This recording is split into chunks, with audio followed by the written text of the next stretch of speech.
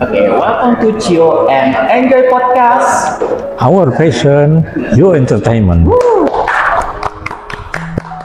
So, hari ini kita akan ngobrol-ngobrol lagi tentang masih seputar dengan saya ini dengan edukasi bahasa Inggris. Pastinya kita ngobrol tentang bahasa Inggris. Kali ini kita kedatangan dengan seorang English tutor di set kurs yang berfokus pada mengajar anak-anak sekolah. Oke, langsung aja perkenalkan nama sampean ini siapa dan di mana sih sebenarnya visi dan misi sebagai tutor set kurs di program ini. Baik, nama saya Mr. Agus Effendi. Oke. Sekarang mengenai visi dan misi sebagai tutor di set English School ini, yakni mengenai visi itu memandang jauh ke depan, jadi harus ada yang bisa dikatakan dengan sudut pandang atau opini. Kita semua mesti punya opini. Sesuatu ke depan harus disongsong, jemput bola. Jadi dengan demikian bisa termotivasi, bisa semangat. Demikian, itu yang visi. Sedangkan misi itu dengan shop internasional sekarang di sini, di mana-mana sudah menjadi sarana dan prasarana termasuk wahana untuk bisa berkomunikasi di luar, di mana salah satu skop mempunyai keterbatasan untuk berbicara kepada bangsa atau suatu pekerjaan yang diinginkan ataupun sebaliknya. Nah, intinya perlunya bahasa Inggris sebagai jendela internasional perlu dipelajari sehingga bisa komunikasi luar. Oke, bagus sekali ya misinya. Nah, ini kan Bapak sebagai tutor English di set kurs di program set school ya. Nah, bisa Bapak kasih tahu nggak set school ini apa sih Pak? Program apa sih yang ada di set school ini Pak? Jadi untuk milenial itu, untuk di samping yang dikecualikan di sini SD, dia bisa menambah wahana menjadi semakin semaraknya suasana berkomunikasi ya di bahasa Inggris. Komunikasi ini adalah kebutuhan vital. Jadi untuk itu perlunya termotivasi baik perorangan maupun berkelompok, sehingga mereka dengan dibekali kursus privat di sini, kursus bahasa Inggris, mereka akan dapat mudah saling berinteraksi. Oke. Kenapa sih Bapak memutuskan untuk menjadi English tutor di program set school gitu? Kenapa pengen memutuskan untuk mengajar anak-anak dalam bahasa Inggris? Untuk membangun bangsa nggak selalu harus tenaganya, juga keilmuan.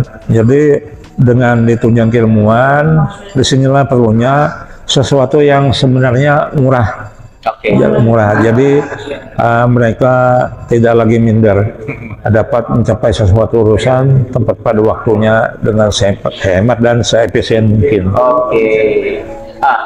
Apa sih kurikulum yang ada di program set school ini Pak? Apa sih keunikannya dibandingkan di tempat kursus-kursus yang lain? Keunikannya karena begitu padatnya siklus untuk globalisasi khusus berkomunikasi di sini, maka set school ini tergugah memberikan pencerahan, memberikan motivasi sehingga ada kesadaran diri dari para orang tua sehingga turun kepada anaknya bisa memanfaatkan sarana yang sudah disediakan oleh set school ini. Yang saya dengar yang sudah dengar di program set school ini nggak salah tidak ada PR ya, nggak salah. Betul. Dan fokus dengan speaking English. Nah, mengapa bisa seperti itu? Itu tidak harus juga ditentukan dengan tidak ada PR. Jadi tinggal sang tutor menyesuaikan apa permintaan orang tuanya. Kalau dia terfokus tentang grammar dan kemin PR ya nggak apa-apa. Sekarang di set school ini dibuat fleksibel. Fleksibel ya. Pak, kadang-kadang kan kalau kita mengajar anak-anak, misalkan ya pasti tantangannya itu apa ya, susah banget lah istilahnya, karena masih anak-anak sekolah. Misalkan kadang-kadang apalagi yang anak-anak kelas 1, kelas 2, kelas 3 tuh pasti susah tuh diajarin, kadang-kadang lebih banyak bermain. Nah, menurut Bapak nih, bagaimana sih membuat anak-anak sekolah itu bisa tertarik untuk belajar bahasa Inggris dengan happy, dengan fun gitu, nah Pak? Oke. Fokus berbicara tentang siklus dan iklim, yaitu latar belakang psikologi anak itu sendiri. Memang rata-rata kelas 1 sampai kelas 6 SD itu masih masa-masa bermainnya. Jadi yang kedua, dia harus bisa termotivasi selain dari cerita temannya dongeng. Nah, kemudian SMP dan SMA sudah mulai beda. Ya, mulai mencari perbedaan untung rugi. Tapi kalau sudah SMA itu sifatnya sudah internasional. Jadi apa kira-kira manfaatnya untuk masyarakat dan seterusnya. Oke, jadi sangat berbeda sekali ya, apa ya, pengajaran anak SD dengan anak sekolah itu beda banget, Pak? Sangat berbeda. Disitulah perlu mensinkronkan, SD bisa lancar, SMP bisa kena tepat sasarannya, dan SMA bisa terfasilitasi. Tetap di lingkungan perguruan tinggi sudah menunggu banyak keilmuan. Nah, dari gaya-gaya yang berbeda itu gimana sih Bapak menyesuaikan tuh gaya pengajarannya? Kan anak SMA beda, anak SMP beda, SD beda. Nah, ini kan dengan berbeda-beda karakter, kan bukan cuma dari background sekolah Pak ketika kita ngajar, tapi bahkan perbedaan karakter itu pasti ada juga. Nah, kalau dari Bapak sendiri tuh gimana Bapak menyesuaikan dengan murid Bapak ini? Satu hal untuk teknik, yakni metode belajar. Kalau SD itu belum saatnya diberikan untuk kebermanfaatan masalah-masalah yang sifatnya sosial, apalagi sampai politik, itu sudah cakupan mulai SMP, SMA. Nah, tepat kalau di SMA tentang kaedah-kaedah sosial politik, karena itu menuntut yang sebentar lagi dia beranjak ke universitas. Oke. Bapak bisa cerita nggak dengan pengalaman Bapak yang waktu Bapak sukses ini, misalkan mengikuti program Set School itu, gimana sih review-review dari orang tua ataupun dari anak sendiri, gimana sih progresnya yang Bapak tahu? Sangat antusias dan jati diri untuk mengenali ke dalam, sehingga sebenarnya orang tua itu kepingin, tapi itu lumrah aja istilahnya.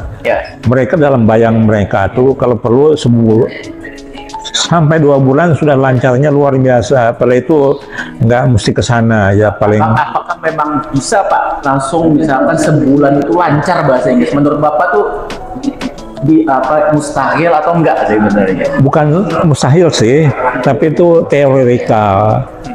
Jadi kita di alam kenyataan aja, karena pendaya gunaan kemampuan anak itu mesti banyak kita input.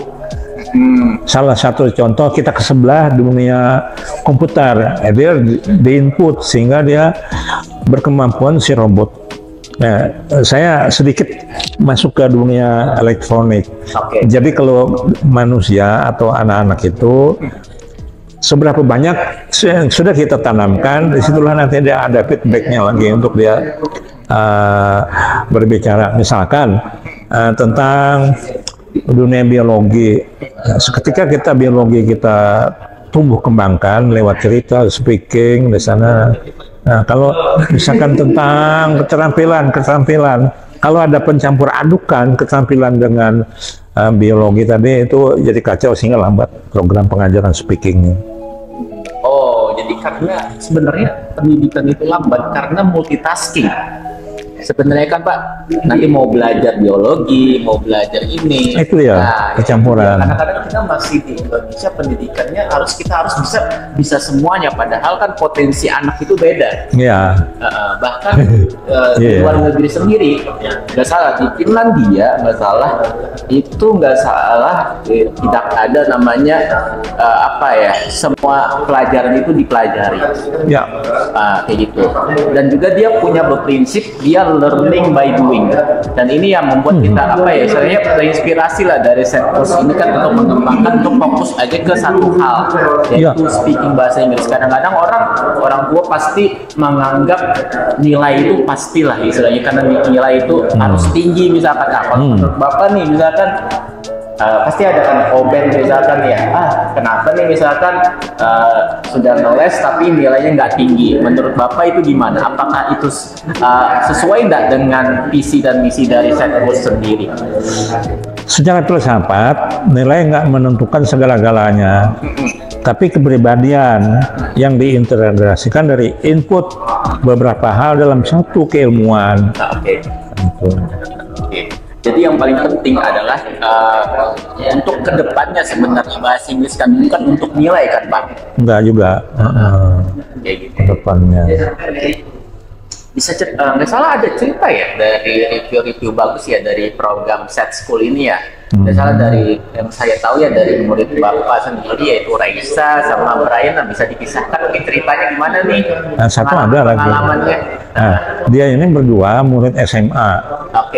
Siapa nih yang satu namanya si Raisa maupun si Dias. Raisa ini berkeinginan menjadi ahli hukum. Nah, si Dias menjadi dokter gigi. Nah, di sanalah dapat chance atau kesempatan dia harus banyak diberi landasan sehingga dia mempunyai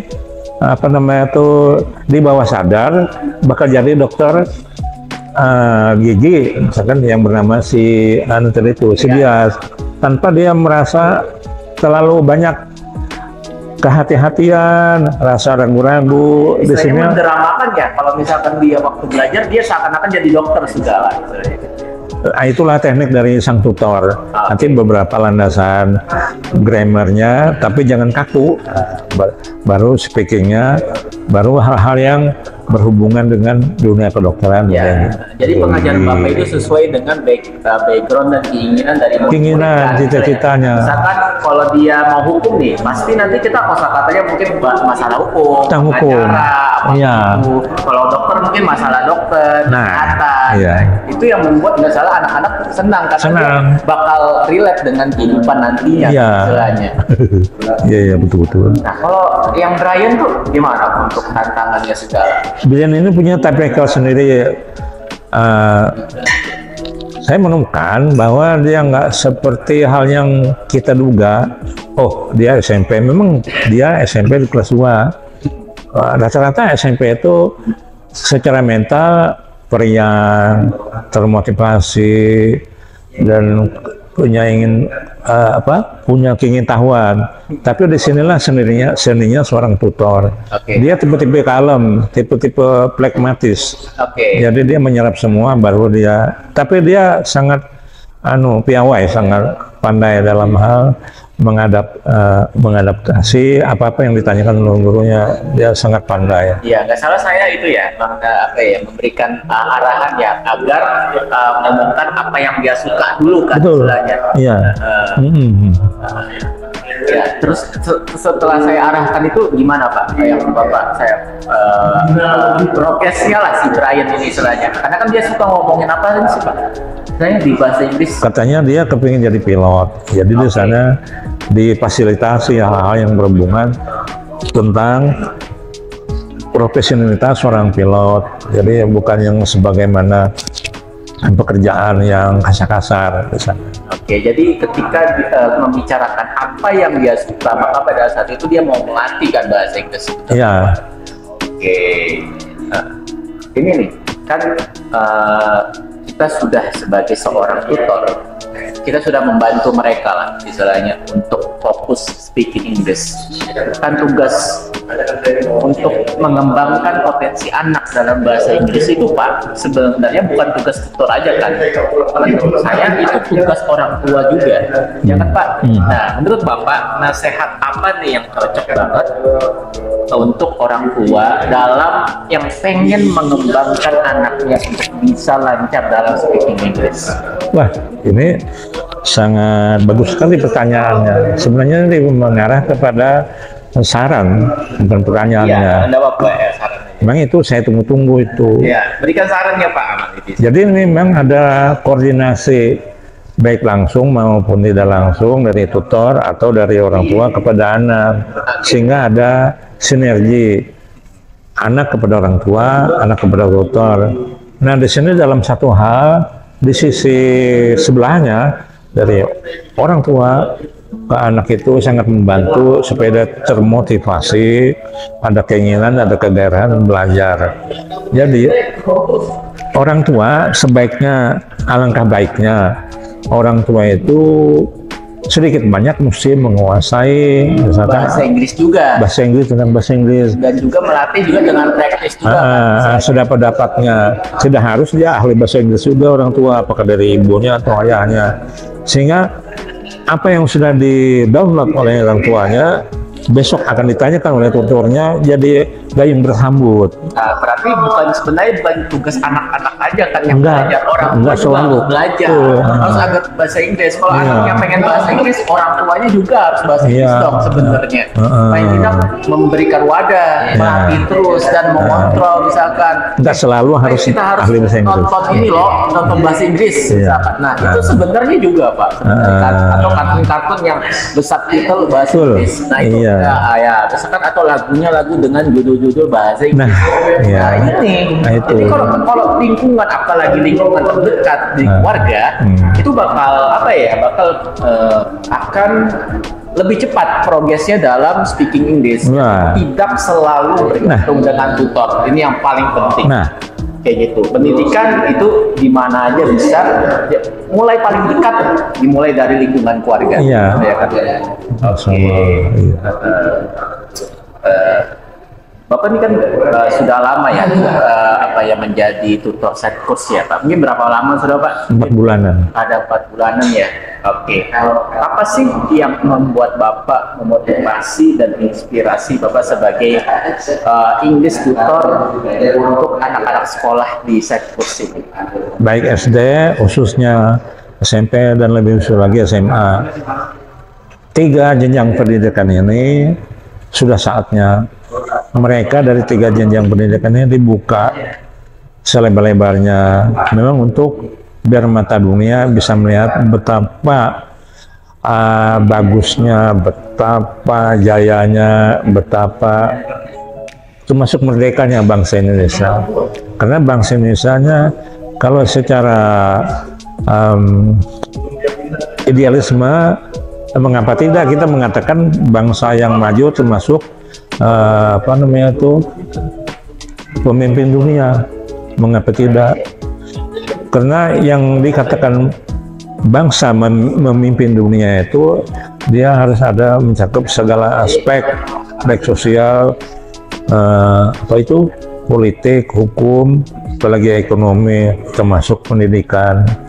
Jadi kalau semuanya baguslah jalannya suatu bangsa, jadi bisa disebut bangsa maju. Jadi itu relatif aja, tergantung perspektif dari perseorangan, tapi itu enggak masalah. Bahasa adalah salah satu untuk menuju hal bahasa menuju ke internasional. Kunci adalah kuncinya. Nah, itu bahasa. Oke, jadi itu yang menginspirasi Bapak ya untuk membuat anak-anak Indonesia to be international. Iya.